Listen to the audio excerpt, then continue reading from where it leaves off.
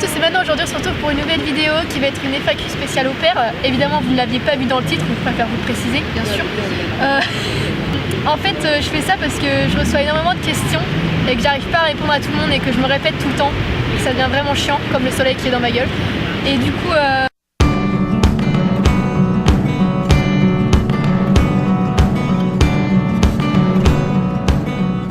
je vais répondre directement aux questions. Il y en a à qui j'ai déjà répondu, mais du coup je les pose quand même pour que ça réponde en fait à tout le monde, à toutes les questions du monde. Donc on va commencer par la première question qui est: ça fait combien de temps que tu es au pair et combien de temps tu restais encore en Australie? Eh bien je suis au pair depuis septembre 2016 et là du coup je fais la vidéo, on est fin avril et je pars début juin, mais j'arrête dans ma famille dans 3 semaines et je pars voyager à peu près 10-15 jours. Deuxième question, est-ce que tu pourrais faire une vidéo qui explique comment tu as fait pour changer de famille? Alors oui, j'ai changé de famille entre temps parce que la première était une famille juste horrible quoi.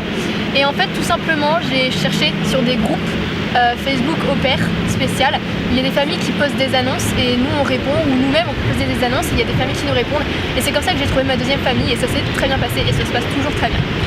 Il faut vraiment parler une autre langue parce que je me débrouille un peu en espagnol et l'anglais, mais n'en parlons pas, c'est la cata. Oui. Cette question est un peu con, mais désolé pour... pas d'offense, hein, mais oui évidemment, si tu vas dans un pays étranger, il faut évidemment parler une autre langue. Pourrais-tu parler de l'apprentissage d'une langue? Comment ça s'est passé pour toi? D'accord, merci gueule. La mouette. Mais ta gueule! Mais ta gueule! T'as rien demandé? Ça, elle se vénère toute seule quoi. Ouais, c'est ça. Et du coup, pour tout simplement, j'ai eu mon bac et j'ai eu 17 ans d'anglais. En vrai, je suis partie, j'avais un niveau d'anglais lycée, quoi, sortie de bac, et j'ai tout appris sur le tas. Et je regrette de ne pas avoir appris mon vocabulaire au collège et au lycée. Donc si vous y êtes encore, apprenez vos vocabulaires, c'est très important parce que je le regrette. Et du coup, mais sinon j'ai tout appris sur le tas. Et ça va tout seul quoi, enfin, quand tu copies la langue, c'est... je sais pas, ça se fait tout seul. Mais il faut y aller plusieurs mois, si tu vas qu'un mois ça va rien faire hein. Si tu veux apprendre une langue, il faut y aller plusieurs mois. C'est pareil, tu as appris à parler couramment tout à l'école. Non, je parlais tout juste couramment quand je suis sortie du lycée et maintenant je suis quasiment bilingue. Voilà. Salut, tu me conseilles Perth ou Sydney? Alors que je suis pas allée à Perth, donc je peux pas te dire. Mais Sydney a l'air quand même plus attractif que Perth, hein, donc Perth, ça se dit Perth en français. Ouais, mais ça se dit pas en Australie. Oui, mais on n'est pas en australien là, on est en français. On est en Australie comme Perth or Sydney. Voilà. Moi je dirais Sydney parce que j'y suis quoi. T'es maman? T'as rien compris toi. Non, je suis pas maman, je garde des enfants. Voilà. Est-ce que tu dors chez eux? Oui, bien sûr, c'est ça être au pair, c'est être babysitter à temps plein. Enfin, à temps plein. À être chez la famille à temps plein. Voilà, c'est différent quand même, temps plein, faut pas déconner. Hein. On est en vacances. Hein. Les gamins ont cours à quelle heure? Généralement ils ont cours à peu près à 9h, 9h10 et ils finissent à 15h, 15h10, 15h30, ça dépend des écoles. Mais généralement c'est à peu près ça les horaires. Avec quoi es-tu devenue fille au pair? Avec un site internet qui est le site Au Pair World, j'en parle dans mes vidéos avant. Et après il faut aller chercher sur internet soi-même pour tout ce qui est assurance au pair, tout ça. Est-ce que je prends aussi des cours d'anglais là-bas? Non, je ne prends pas de cours d'anglais. Comment est-ce que tu t'es fait abuser par ta famille d'avant? Tout simplement parce que ils me demandaient beaucoup trop de choses qu'une au pair n'était pas censée faire. En fait, ils me donnaient beaucoup de travail et en plus ils étaient même pas satisfaits alors que j'en faisais déjà trop pour eux. Et du coup, c'était pas possible quoi, ils étaient jamais contents et je fais bah non mais attendez, moi déjà je fais de mon mieux et je suis même pas censée faire ça pour vous. Alors bon, ça se passait pas du tout bien et on s'entendait pas bien déjà de base, on peut pas s'entendre avec tout le monde et cette famille-là, c'est des gros richoux millionnaires qui se pensaient supérieurs à tout le monde parce qu'ils avaient le fric quoi. Et du coup ça passe pas, moi les gens comme ça, bon merci quoi. Comment tu as fait pour avoir une réduction pour ton billet d'avion et ton Working Holiday Visa? C'est tout simplement avec l'agence de voyage avec laquelle je suis partie qui m'ont proposé ça. Après je sais pas si tous les agences de voyage le proposent, mais moi ils m'ont dit si tu as un visa Working Holiday Visa, et bien normalement tu as le droit à des réductions pour l'avion. Donc après c'est à voir en agence. Moi c'était le cercle des vacances avec lequel je suis partie. Mais ils sont cool en fait, ils sont bien. Ne vous inquiétez pas, vous pouvez aller les voir. Ce n'est pas de la pub, bien sûr.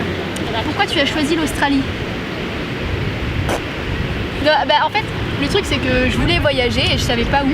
Et je me suis dit, si je voyage, autant aller à l'autre bout du monde quoi. Hein, autant en profiter, c'est sûrement la seule fois où je vais voyager. Et du coup, puis j'avais totalement envie d'être dépaysée. Tu vois, l'Angleterre c'est pas non plus aussi des paysans que ça. Et l'Australie ici c'est sauvage, c'est une ambiance totalement différente. Et du coup je sais pas, c'est mieux. Et c'est plus agréable, j'aime bien, c'est agréable. Mais puis j'avais envie de découvrir. On n'a pas eu de cours d'Australie en anglais au lycée, alors je me suis dit tiens je vais découvrir quelque chose qu'on n'a jamais appris. Voilà. Combien d'heures par semaine tu travailles? Eh ben ça dépend en fait de la famille et de l'âge des enfants, mais moi je travaille à peu près 35 heures par semaine, je dirais 30-35 heures.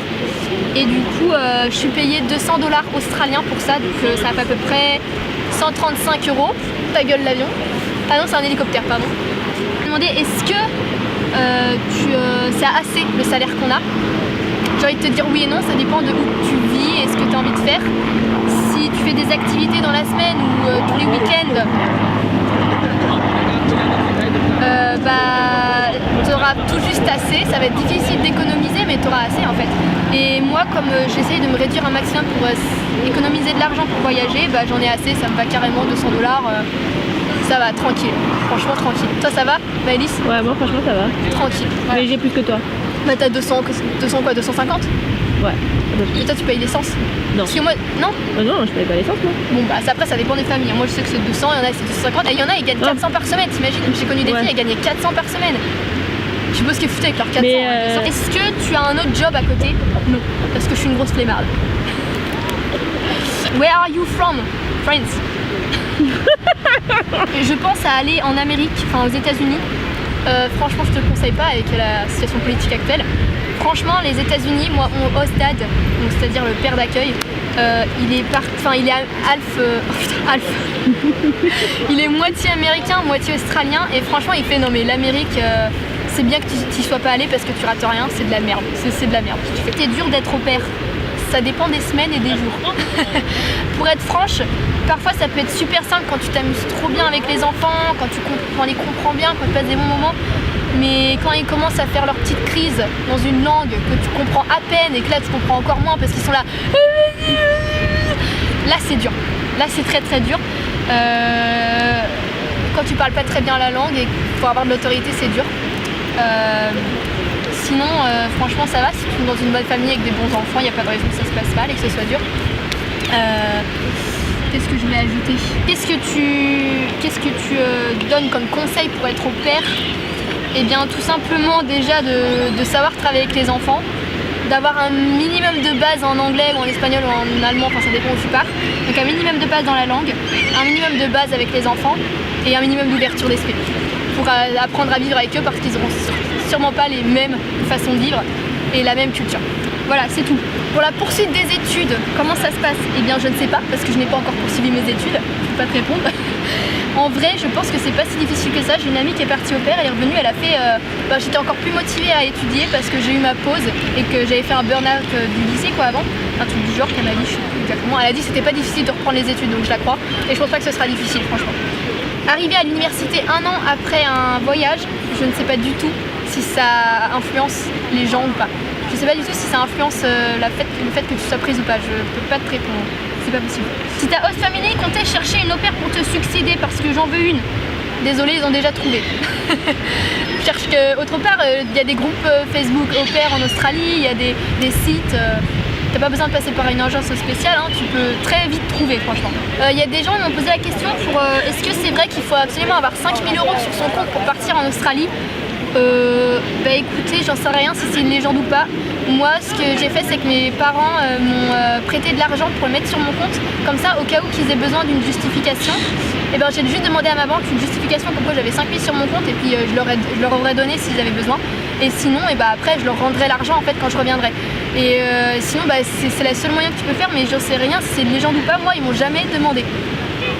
Ils t'ont pas demandé? J'ai pas 5 000 € sur mon compte et ils m'ont jamais demandé. Oui, voilà, mais en fait, c'est qu'apparemment sur internet. Oui, je sais, j'ai vu, c'est quand tu demandes ton visa. Ouais, et au final, moi, ils m'ont jamais demandé. Moi non plus. Donc, écoute, tu fais ce que tu veux. Si t'as envie de demander un visa et qu'ils te demandent, emprunte de l'argent à tes parents puis tu leur rends. Enfin, je sais pas. Je pense que la condition, c'est juste d'avoir assez pour pouvoir prendre un billet retour pour pouvoir rentrer dans ton pays. Ouais, c'est ça. La condition, c'est ça. Et vu que le billet, à peu près, c'est entre 500 et 1000. 500 et 1000, il faudrait que tu aies 1000. Voilà, en fait, il faut au moins avoir l'argent pour de quoi vivre et rentrer, quoi, c'est tout. mais ils demandent pas de justification de 5000 balles sur ton compte. Hein. Moi, ils m'ont jamais demandé, ils n'ont pas demandé à ma liste, donc il n'y a pas de raison. Si vous avez d'autres questions, n'hésitez pas à me les poser. Mais je pense que là j'en ai marre. J'espère que ça a répondu à tout, parce que c'est un peu relou de se répéter quand même, je l'avoue. Donc j'espère que j'ai répondu à tout, je vérifie. Oui, il me semble que j'ai répondu à tout. Eh bien écoutez, j'espère que ça vous satisfera. Je ne sais plus parler français.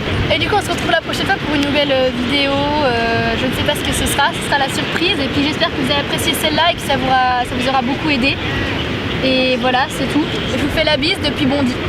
Bondi en anglais, Bondi. Pardon, excuse-moi. Ah aussi, je vais vous montrer quelque chose. Je me suis fait un bracelet, un bracelet.